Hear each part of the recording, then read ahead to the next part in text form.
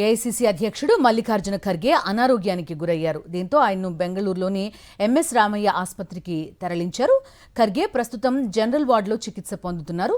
ఖర్గేకు జ్వరం, శ్వాస తీసుకోవడంలో సమస్యలు తలెత్తడంతో ఆయన్ను ఆసుపత్రిలో చేర్చినట్టు కుటుంబ సభ్యులు తెలిపారు. ఖర్గే ఆరోగ్యం పట్ల ఆందోళన చెందాల్సిన అవసరం లేదని వైద్యులు తెలిపారు. ఏఐసీసీ అధ్యక్షుడు మల్లికార్జున ఖర్గే అనారోగ్యానికి గురయ్యారు. దీంతో ఆయన్ను బెంగళూరులోని ఎంఎస్ రామయ్య ఆసుపత్రికి తరలించారు. ఖర్గే ప్రస్తుతం జనరల్ వార్డులో చికిత్స పొందుతున్నారు. ఖర్గేకు జ్వరం, శ్వాస తీసుకోవడంలో సమస్యలు తలెత్తడంతో ఆయన్ను ఆసుపత్రిలో చేర్చినట్టు కుటుంబ సభ్యులు తెలిపారు.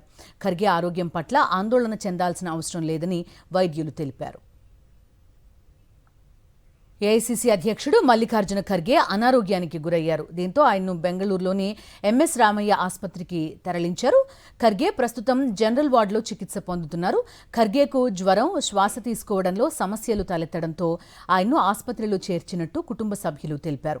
ఖర్గే ఆరోగ్యం పట్ల ఆందోళన చెందాల్సిన అవసరం లేదని వైద్యులు తెలిపారు.